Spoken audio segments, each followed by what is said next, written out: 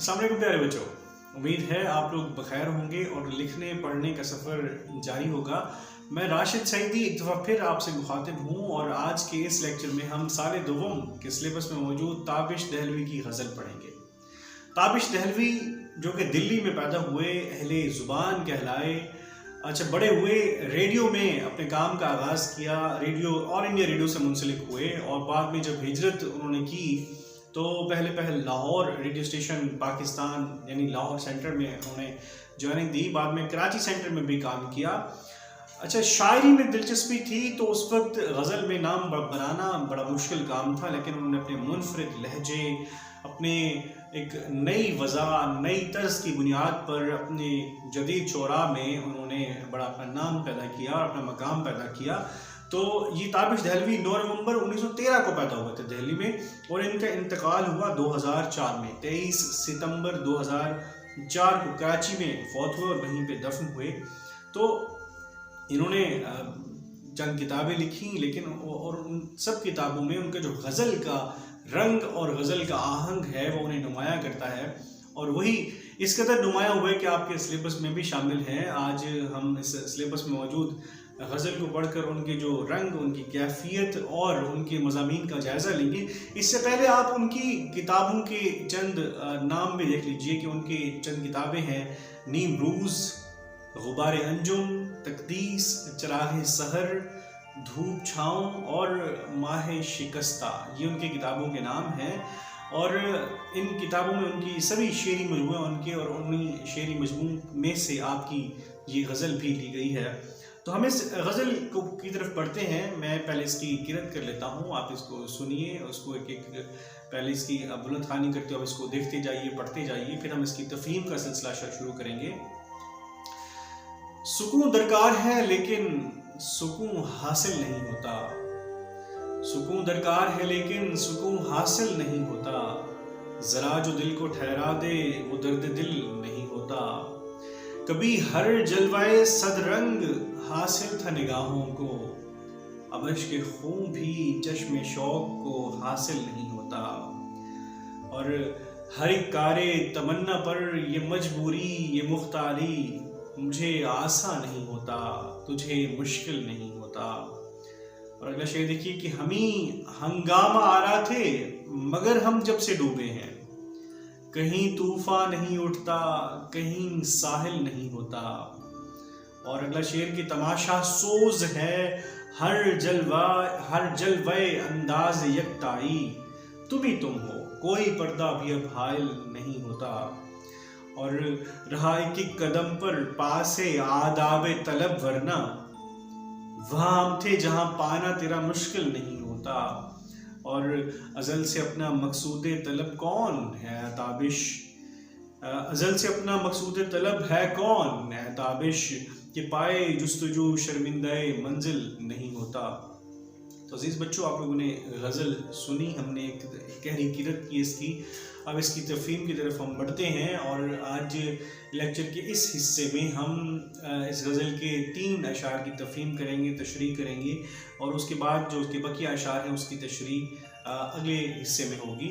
तो हम पहले शेर की तरफ बढ़ते हैं कि सुकून दरकार है लेकिन सुकून हासिल नहीं होता, ज़रा जो दिल को ठहरा दे वो दर्द दिल नहीं होता। देखिए इसको इसके हम थोड़ा थोड़ा करके, इसके जुज़ करके, बल्कि जुर्रा करके इसको समझते हैं कि सुकून दरकार है। देखिए ये सुकून की तलब हर इंसान में होती है।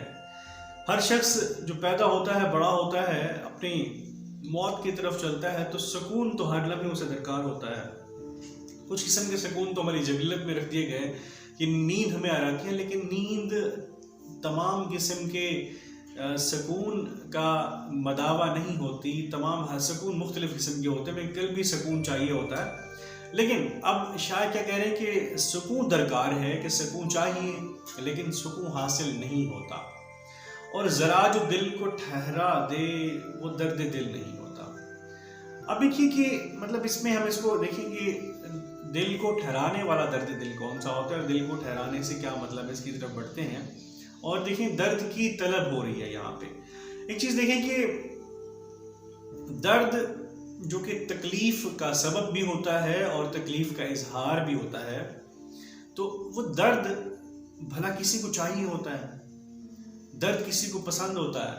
ہاں، درد بھی پسندیدہ ہو سکتا ہے جب درد دینے والا کوئی خاص ہو، یا آپ کے درد کا تعلق کسی خاص فرد سے جڑ جائے، تو سمجھ لیجئے کہ وہ درد بھی آپ کو ایک افاقہ دینا شروع کر دیتا ہے، تسکین دینا شروع کر دیتا ہے۔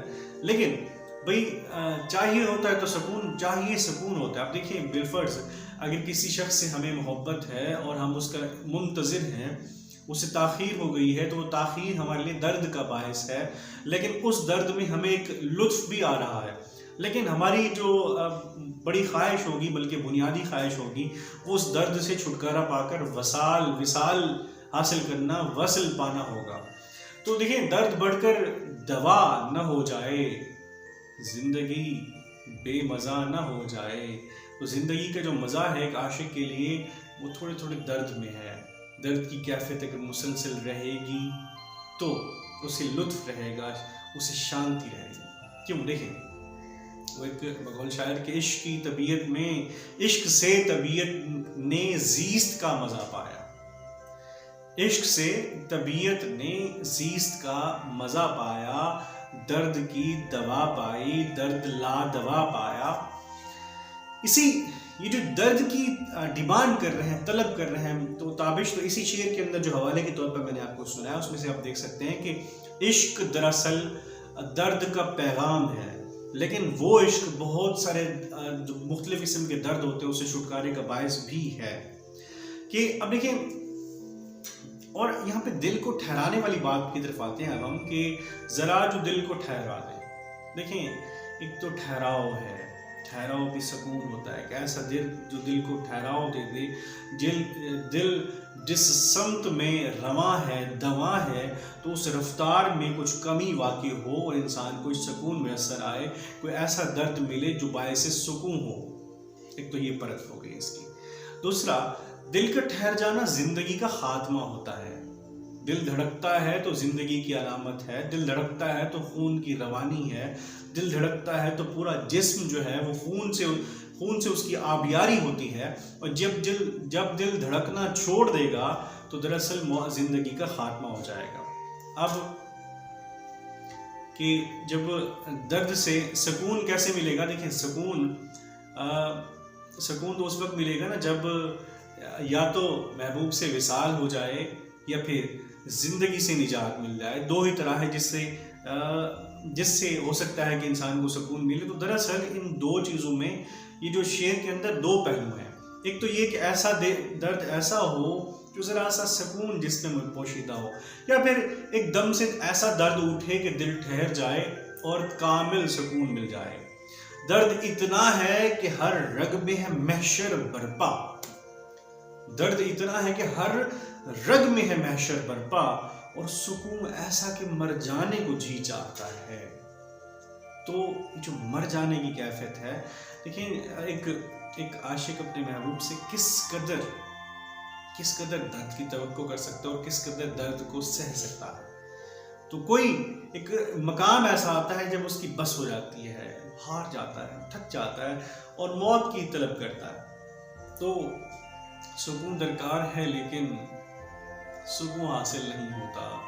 ذرا جو دل کو ٹھہرا دے وہ درد دل نہیں ہوتا۔ تو دل کو ٹھہرانے والے درد دل کی تمنا، یا تو دیکھیں ایسا درد ملے کہ چھٹکارا مل جائے اس مسلسل درد کی کیفیت سے، یا پھر یہ ہو کہ دل ٹھہر جائے اور مسلسل طور پر صرف ایک درد کیا مختلف ہر قسم کے درد سے انسان کو چھٹکارا مل جائے۔ تو اس شعر میں یہ کیفیت ہے۔ اب آگے دیکھیے کہ دوسری شعر کی طرف بڑھتے ہیں کہ کبھی ہر جلوائے صد رنگ حاصل تھا نگاہوں کو، کبھی ہر جلوائے صد رنگ حاصل تھا نگاہوں کو، اب اشک خون بھی چشم شوق کو حاصل نہیں ہوتا۔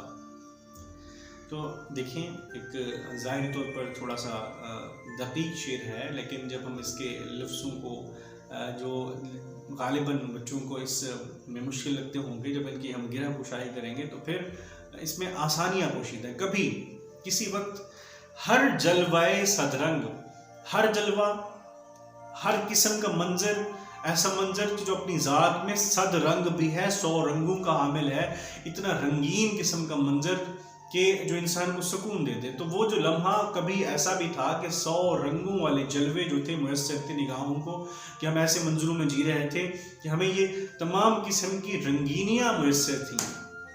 اور اب بے کلی کی، بے کسی کی، مایوسی کی یہ کیفیت ہے کہ وہ منظر تو چلے گئے، وہ جلوے تو چلے گئے، اب اشک خون کا آنسو بھی اس محبت کرنے والی، محبت بھری نگاہوں کو میسر نہیں ہے. پہلے تو دیکھتے ہیں کہ جلوہ 100 رنگ سے کیا مراد ہے، پھر دیکھتے ہیں کہ بھئی وہ خون کا اشک کیوں نہیں آتا اور اس کی طلب کیوں ہو رہی ہے. دیکھیے کہ جو جلوہ 100 رنگ کی حقیقت ہے وہ دراصل کوئی ایسا شخص، کوئی ایسی کیفیت کہ جس کے ہونے سے ہر طرف رنگینی نظر آئے، اس کی علامت ہے. ہر طرف رنگینی ہو، جلوے ہوں، تو بھئی اگر وہ شخص نظر آ جائے تو پھر سارا زمانہ جو ہے وہ آپ کو رنگین دکھے. اگر وہ شخص آپ کو نظر نہ آئے، اس کی محبت آپ کو میسر نہ ہو، تو پھر آپ کے لیے اس دنیا میں کوئی رنگینی نہیں ہے. ابھی دیکھیں نا، صبح ہوتے ہی یاد آتے ہو، کیا تمہیں اور کوئی کام نہیں؟ تو یہ تو یاد کا تصور ہے، یہ بھی اپنے اندر رنگینی لیے ہوئے ہے.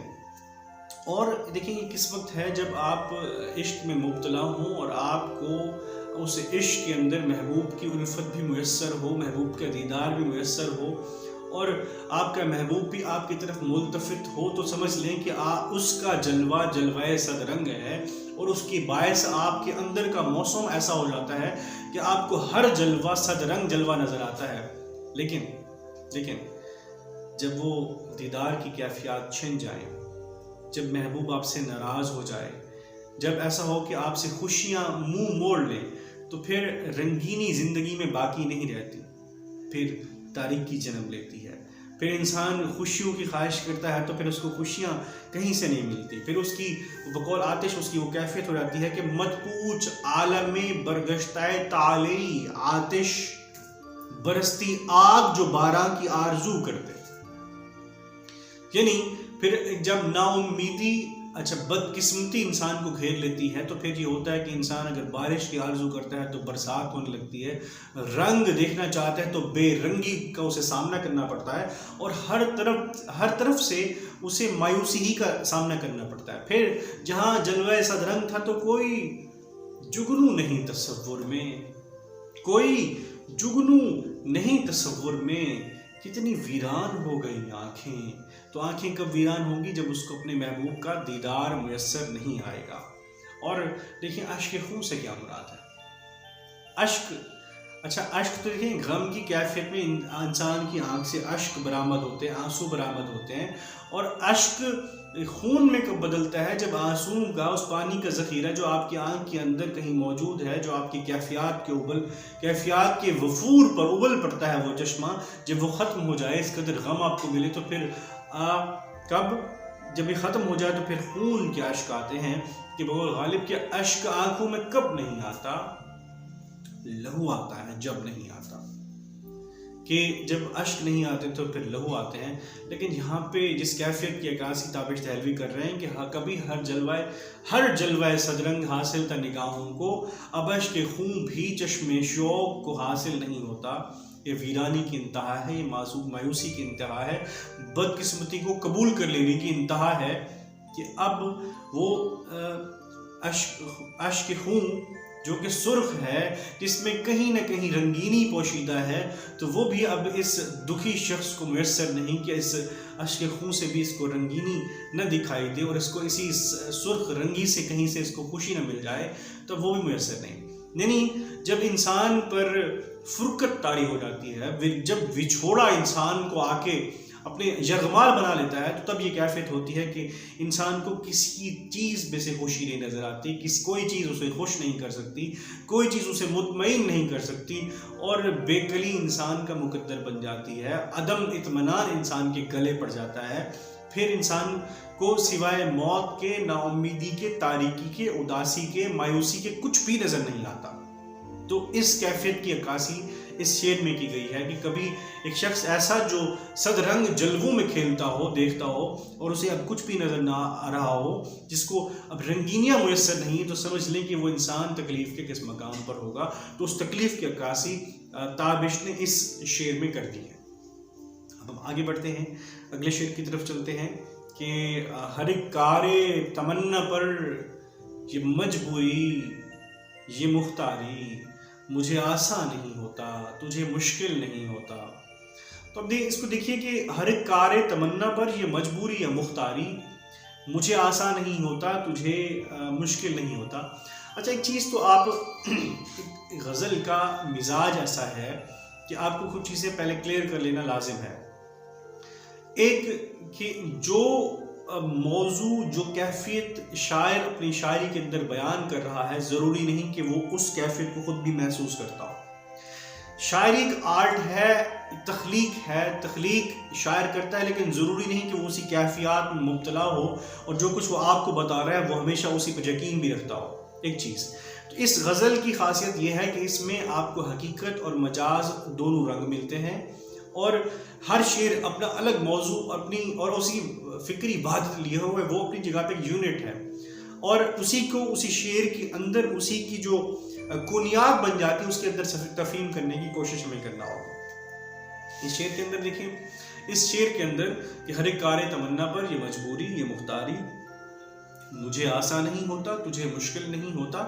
تو اس شعر کے اندر ہمیں فلسفے کا جو تصوف میں جو دو فلسفے، دو فکر ہیں، ایک وہ ہمیں ملتی ہیں کہ تصور جبر اور تصور قدر، فلسفہ جبر و قدر بھی اس کو کہتے ہیں، وہ ملتے ہیں۔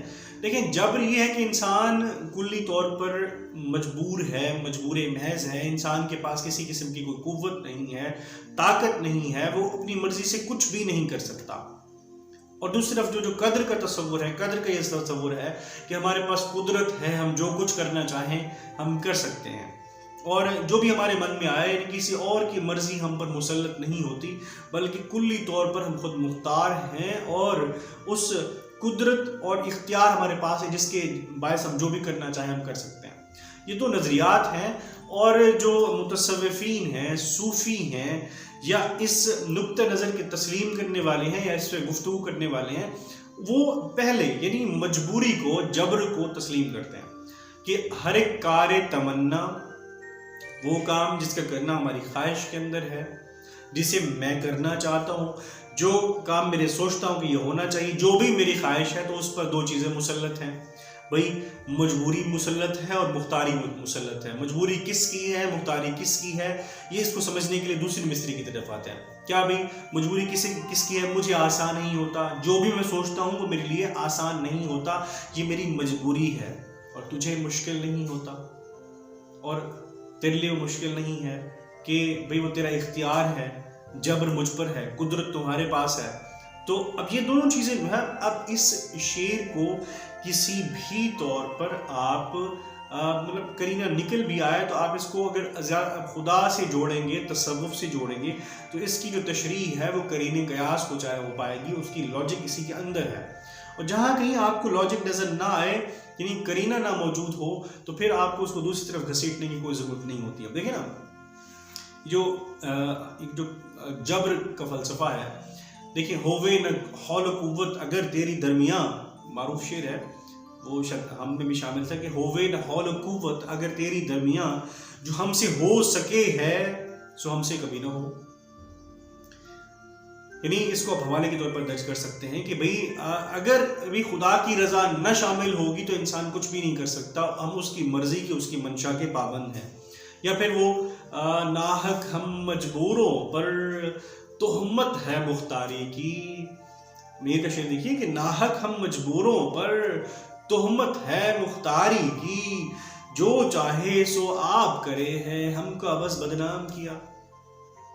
یعنی ہمارے تو بس میں کچھ ہے ہی نہیں، ہمارے اختیار میں کچھ نہیں ہے، ہم مجبور محض ہیں، جو چاہتا ہے وہ خدا کرتا ہے، اور جو وہ نہیں چاہتا ہم جتنی کوشش کر لیں ہم سے وہ کام نہیں ہو پائے گا۔ تو یہاں پہ تابش نے یہی کیفیت کو بدری کیسے پیش کیا کہ ہر ایک کار تمنا پر، काम और तमन्ना, जो भी हमारी ख्वाहिश है, और हर जो भी मेरी ख्वाहिश है, तो उस पर भी उस पर हुक्म लग चुका है। हुक्म क्या लग चुका है कि भाई मैं उसके मामले में मजबूर हूँ, तुम खुद मुख्तार हो कि खुदा की मर्ज़ी के बगैर जब एक पत्ता नहीं हिल सकता तो मेरी ख्वाहिशें कैसी पूरी हो जाएं।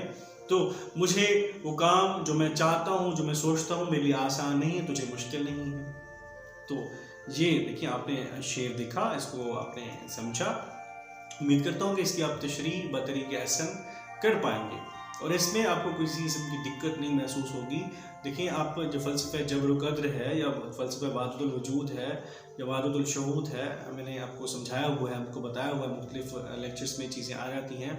तो उस करीने से उसको आप जो अपने तनाजुर में रख कर जब ये आप इन चीज़ों को आप तशरीह करेंगे तो आपके लिए आसानी पैदा हो जाएगी। तो उम्मीद करता हूँ ये 3 अशार आप लोगों की फ़हम में आ चुके होंगे, आप इसकी तशरीह करने के काबिल हो चुके होंगे। तो इंशाअल्लाह अगले लेक्चर में इस गज़ल की बकिया अशार के साथ मैं राशिद सईदी दोबारा आपसे मुखातिब होऊंगा। उस वक्त के लिए मुझे इजाज़त दीजिए। बहुत शुक्रिया। अल्लाह हाफ़िज़।